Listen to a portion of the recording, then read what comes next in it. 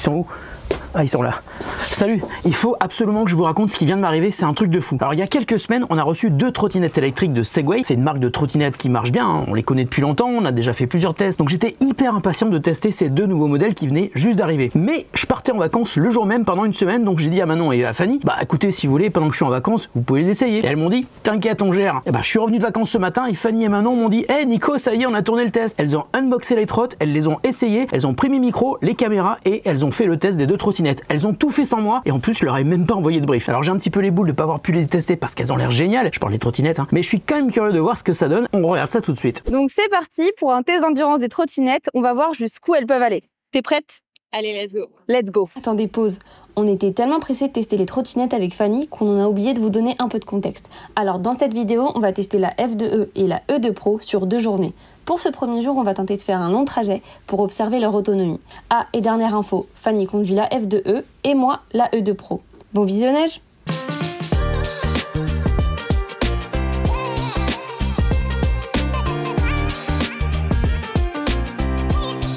Alors là, notre objectif, c'est d'aller à Saint-Cyr, c'est environ à 15 km ici. On va voir s'il y a à charge.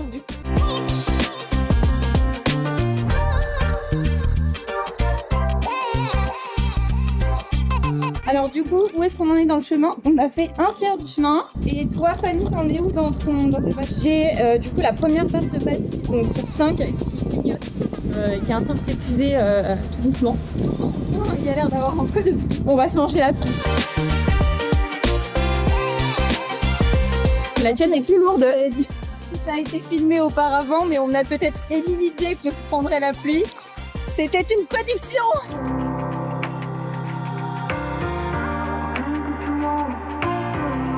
Donc on est à Versailles, il nous reste encore 7,7 km. Et on a tous les deux perdu. Moi, j'ai toujours pas perdu la barre qui est clignotante depuis un bon moment maintenant. Petite mise en contexte, on a littéralement éteint la caméra parce que on a pris une grosse affaire. Du coup, entre-temps, moi j'ai perdu ma première barre et on est toutes les deux au même niveau. On est toutes les deux notre deuxième barre qui s'en va. Il nous reste environ 10 minutes de chemin. Ouais. Bon, c'est vrai qu'hier, on vous a un petit peu abandonné en plein milieu de notre test d'endurance, mais il y a quand même quelques raisons à ça, je pense que vous l'avez compris. Et allez, de pire en pire! Non, plutôt ça s'empire! C'est le moment de mettre des... On n'a vraiment pas eu le courage de faire le retour, mais on s'est arrêté toutes les deux entre 50 et 60%. On avait toutes les deux 3 barres sur notre trottinette. On a rempli nos 15 km. Ouais. Et du coup, aujourd'hui, on va terminer cette autonomie. Mais dis-nous ce qu'on va faire. Aujourd'hui, on va faire quelques autres tests pour pouvoir différencier un petit peu les trottinettes et voir laquelle l'emporte. Là, on va passer en mode drive, en mode D pour voir comment ça fonctionne et quelle vitesse maximum on peut attendre.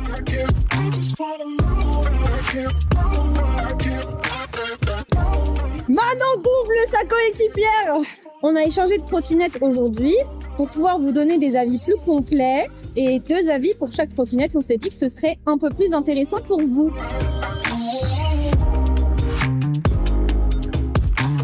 Là, on va passer en mode sport peut-être pour voir justement la vitesse et la stabilité pendant la vitesse.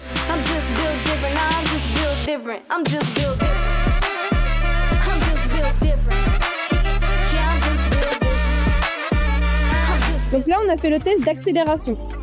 C'est la mienne qui gagne. Le test de stabilité, pour moi, c'est large la tienne qui gagne. Carrément la E2. Moi, quand on a fait le slalom, là, je l'ai pas dit, mais moi, j'étais pas sereine. Ouais. On n'en peut plus. La batterie ne veut pas se vider. On pourrait tenir des heures et des heures. On en a marre. On a fait des tours et des tours et des tours et il nous reste encore 2 barres. Ah. Attends, petite update. Il me reste une seule barre. Et elle est rouge. Elle clignote pas, elle est juste très rouge, rouge écarlate.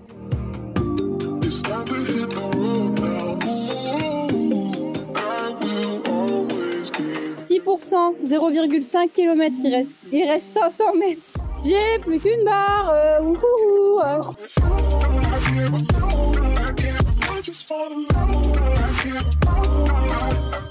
Non, c'est bon, il te reste 1%. Ah, il te reste 0 km. Ah, essaye d'aller au moins jusqu'au bureau, s'il te plaît. Mais Fancy, j'ai décéléré, elle n'avance plus. C'est fini. On redémarre. Du coup, on vous retrouve tout de suite au bureau pour vous en dire un peu plus sur nos avis en détail.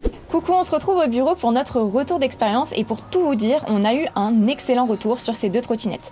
On trouve que c'est deux excellents produits, mais on a quand même vu quelques petites différences et Manon va nous en parler. Nous, on a pris le parti de pas lire des briefs pour pas être influencé par les caractéristiques. On a vraiment voulu faire ça au feeling parce qu'on n'est pas du tout des adeptes de trottinettes ni des professionnels de trottinettes, comme vous pouvez le voir juste là.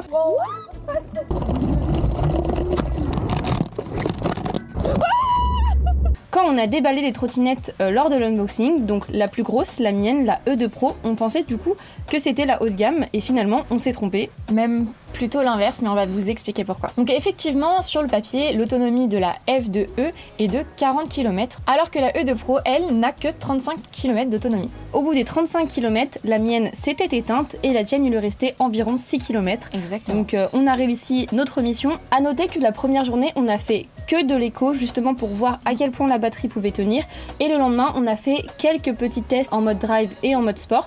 Mais si vous faites des trajets en mode sport, peut-être que votre autonomie sera un petit peu plus faible. Pour ma part, j'ai été vachement surprise quand même de l'autonomie de ces deux trottinettes parce qu'on n'arrivait pas à vider la batterie. C'était horrible. Sur la fin, on faisait des tours et des tours et des tours et la trottinette ne s'éteignait pas. On a eu du mal à en assez venir éprouvant comme test finalement, mais c'est aussi la preuve que les batteries sont très fiables et que vous pouvez en faire du trajet. Pour ce qui est de la puissance, c'est sensiblement la même chose. La F2E peut aller jusqu'à 800 watts et la mienne, la E2 Pro, peut aller jusqu'à 750 watts. On s'en est rendu compte quand on a fait des petites courses dans notre grande allée. Oui, c'est vrai qu'on a remarqué qu'elle distançait un petit peu la E2 Pro pour le coup au bout d'un certain temps. D'ailleurs, vous pouvez régler la vitesse d'accélération. Elle va de 3 à 6 km/h depuis l'application.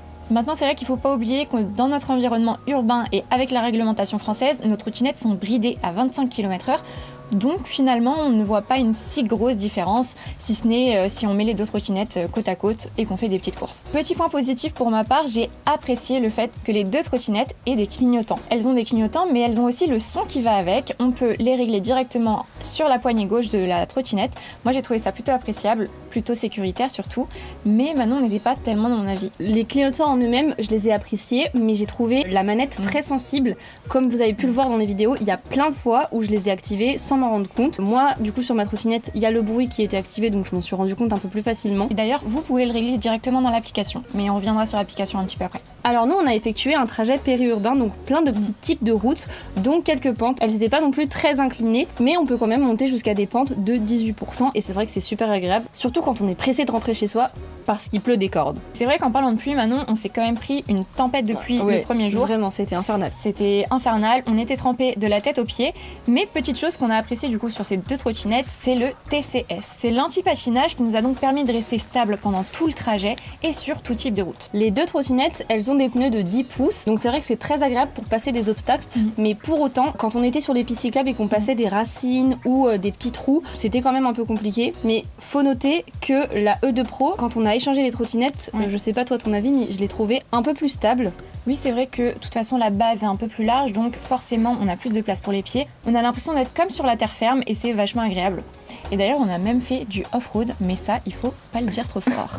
Au niveau des freins, il y a un truc super cool, donc c'est le frein régénératif qu'on peut régler directement depuis l'application, on peut régler son intensité et ça, c'est super bien. Pour ce qui est des freins avant, c'est vrai qu'on n'est pas des expertes en trottinette, donc on n'a pas senti une énorme différence, mais du coup, la tienne, c'était des freins comment ? À disque, et la tienne avait des freins à tambour. Sur la partie avant, je précise. Mais ce qu'on peut vous en dire, c'est que les freins sont très efficaces et qui sont pas du tout violents. On s'est pas du tout senti tirer vers l'avant quand on a freiné, je sais pas toi. On n'est pas passé par le dessus le guide.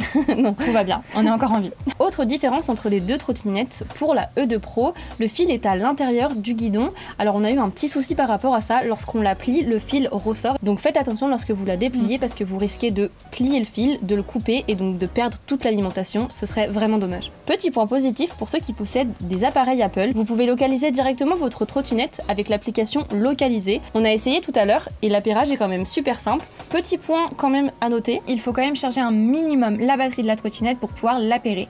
Et il faut aussi penser à retirer le câble d'alimentation, sinon vous aurez un petit message d'erreur et vous n'y arriverez pas. Les deux trottinettes sont reliées à une application qui est quand même assez complète. Personnellement, j'ai trouvé qu'on avait quand même pas mal de choses à régler, que ce soit pour déverrouiller ou verrouiller votre trottinette, pour régler le bruit des clignotants, ou alors le système anti-dérapage comme on vous l'a dit précédemment. Bon, tout ça c'est bien beau, mais qu'est-ce qu'on en a pensé? C'est ça la question principale. Je pense que je peux parler pour nous deux, on a toutes les deux vraiment aimé ces deux trottinettes, elles sont très complètes, que ce soit au niveau de la batterie ou au niveau des types de routes qu'on a pu emprunter. Si vous devez faire des chemins pour aller au travail ou à l'école, elle remplit largement son rôle. Vous pouvez même emprunter des petits chemins, on vous dit pas d'aller en pleine montagne, mais si vous avez des routes non goudronnées, elles font vraiment le taf. Mais du coup Fanny, laquelle tu préfères? Eh bien moi pour ma part, je vais rester sur la F2E.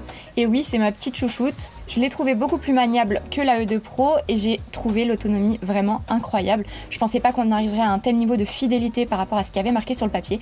Donc pour moi, c'est un grand oui. Et toi Manon? Et ben moi du coup, j'ai préféré la E2 Pro pour une simple et bonne raison. Elle est super rapide à charger. C'est forcément dû à la différence de capacité de batterie entre les deux. Mais si jamais vous devez faire du coup des trajets en journée et que vous devez la charger pendant que vous êtes au travail ou à l'école, elle remplit parfaitement son job. Et le deuxième point, c'est la stabilité. Effectivement, elle est plus grande, elle est plus lourde et du coup vous vous sentez beaucoup plus stable sur la trottinette. Pour ma part, la E2 Pro, elle vous est destinée, je pense, si vous faites des trajets un petit peu plus courts, donc si vous allez à l'école ou à l'université. Le plus gros point fort, c'est qu'elle est stable et que vous vous sentirez en sécurité dessus. Et pour ma part, j'aurais plutôt tendance à vous conseiller la F2E si vous êtes de gros rouleurs, que vous souhaitez monter en gamme parce que vous avez déjà une trottinette à la maison et surtout que vous avez besoin de réactivité. D'ailleurs, si vous souhaitez vous la procurer, c'est le moment ou jamais. Jusqu'au 11 septembre, vous avez une promotion chez Boulanger. Elle est à 399 € au lieu de 499 et il me semble que la E2 Pro aussi est en promo. Oui, sur Fnac Darty, elle est à 349 € au lieu de 449 €. Donc si vous êtes intéressé, c'est le moment. Et voilà, c'est la fin de la vidéo. On espère qu'elle vous aura plu et on espère que Nico, elle t'aura plu vu que tu la lis en même temps que tout le monde.